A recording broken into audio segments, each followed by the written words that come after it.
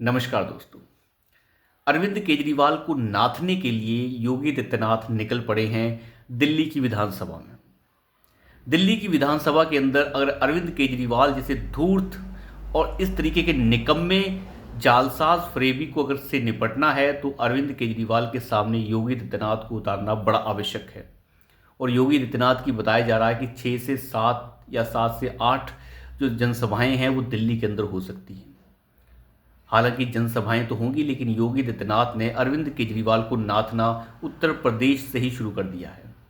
जिस प्रकार उत्तर प्रदेश के अंदर योगी आदित्यनाथ ने कुंभ के अंदर सारे कैबिनेट समेत स्नान किया, पूरे कैबिनेट की मीटिंग कुंभ के दौरान ली गई, वहीं पर इंतज़ाम किया गया कैबिनेट मीटिंग का।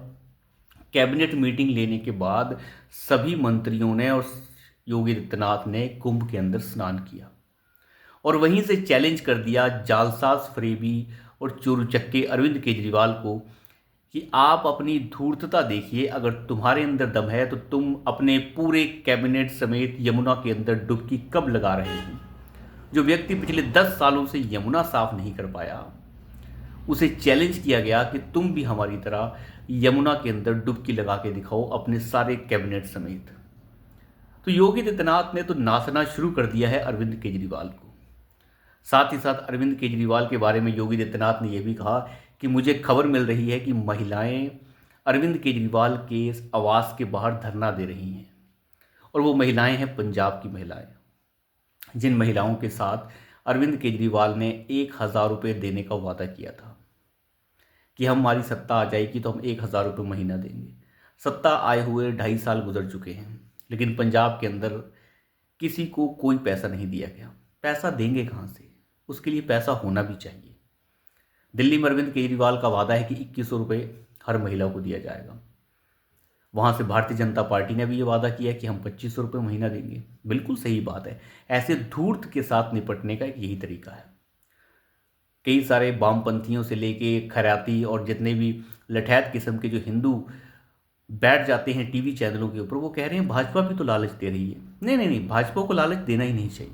मेरे हिसाब से भाजपा को ये कहना चाहिए कि हम केजरीवाल की जितनी भी सुविधाएं हैं, वो फ्री बिजली दे रहा है, अगर फ्री पानी दे रहा है, हम बंद कर देंगे। हम ना महिलाओं को 2,100 रुपये देंगे ना 2,000 देंगे, बस आप हमें जिता दीजिए। इस तरीके से राजनीति में नहीं होता। अगर सामने चोर उचक्का जालसाज और धूर्त किस्म का व्यक्ति हो तो उससे निपटने के तरीके कुछ अलग ही होते हैं।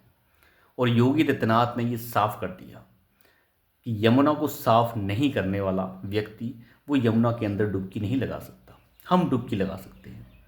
अरविंद केजरीवाल के ऊपर हर तरह का हमला जो है योगी आदित्यनाथ ने शुरू कर दिया है। और जिस तरीके से जनसभाएं शुरू हुई हैं, ये अपने आप में बहुत बड़ी बात है। योगी आदित्यनाथ फिलहाल उस नारे का इस्तेमाल अभी नहीं कर रहे हैं कि कटोगे बटोगे तो कटोगे, लेकिन ये नारा प्रबल हो रहा है। ये नारा नहीं है, ये एम्बलम बन चुका है, सिंबल बन गया है हिंदुत्व का। और ये बिल्कुल सही है। अगर कोई भी बंटता है तो वो कटता ही है। और जहाँ तक बात है अरविंद केजरीवाल की, अरविंद केजरीवाल के लिए योगी आदित्यनाथ से बेहतरीन फटकार लगाने वाला कोई नहीं हो सकता। अरविंद केजरीवाल जैसे धूर्त से अगर निपटना है तो योगी आदित्यनाथ को अपने भाषण को और ज़्यादा तेज़ करना होगा। जिस तरीके से अभी शीश महल के ऊपर अटैक किया गया है अरविंद केजरीवाल के, और साथ ही साथ योगी आदित्यनाथ ने उससे यमुना के बारे में पूछा है, और ये अपने आप में बेहतरीन बात है। आपने देखा होगा अभी अरविंद केजरीवाल का एक इंटरव्यू था जिसमें पूछा गया अरविंद केजरीवाल से कि आपने 6 से 7 हज़ार करोड़ रुपए यमुना की सफाई में लगाए हैं, वो कहाँ लगाए हैं? तो केजरीवाल दोबारा से वापस वही प्रश्न पूछ लेता है, तो बताइए कहाँ लगाए हैं? ये झूठी खबर है। उसी की सरकार के आंकड़े हैं और वो उसे झूठे नजर आ रहे हैं। इस व्यक्ति ने इतना लूटा है दिल्ली को जितना शायद आज तक कभी कोई नहीं लूट पाया होगा। इस व्यक्ति को एक्सपोज करना ज़रूरी है। और योगी आदित्यनाथ जिस तरीके से नाथने निकले हैं, उसे नाथना बड़ा आवश्यक है। तीर्थ यात्रा करवा रहा है ये लोगों को, फ्री बिजली दे रहा है, फ्री पानी दे रहा है, ये कुछ नहीं दे रहा है, ये सिर्फ झूठ बोल रहा है। ये झूठ का पुतला है। लोगों को 200 यूनिट तक बिजली फ्री, 200 यूनिट तक बिजली फ्री की सब्सिडी तो हिमाचल में भी मिल जाती है, उत्तराखंड में भी मिल जाती है और कई स्टेट्स में मिल जाती है। फिर दिल्ली में फ्री कैसे हो गई? फ्री किसी को नहीं है। फ्री पानी, फ्री पानी उन्हीं के लिए है जिनको एक लिमिटेड पानी मिलेगा, उससे ऊपर किसी को फ्री नहीं है, और वो फ्री भी ऐसा है जो पीने लायक नहीं है या तो आता ही नहीं है।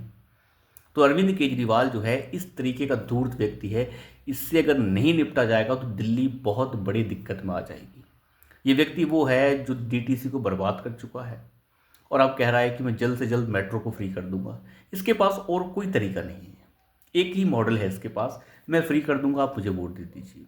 इसके सिवाय उसके पास कोई विकास का मॉडल नहीं है। तो ऐसे व्यक्ति को सर के ऊपर लेकर चलना बेवकूफ़ी है।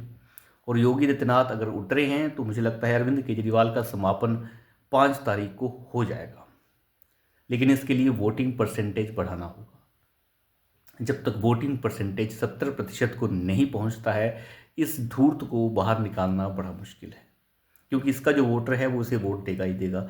उसे सिर्फ फ्री के लिए कुछ भी मिल जाए वो छाती पीट देगा। इसलिए अरविंद केजरीवाल को बाहर करने के लिए कम से कम 80 नहीं तो 70% वोट तो कम से कम चाहिए। जो वोटिंग 50, 60, 62 तक रुक जाती है, वो अगर 70 तक पहुंचती है तब जाके इस व्यक्ति को बाहर किया जा सकता है। तो अभी के लिए इतना ही, धन्यवाद।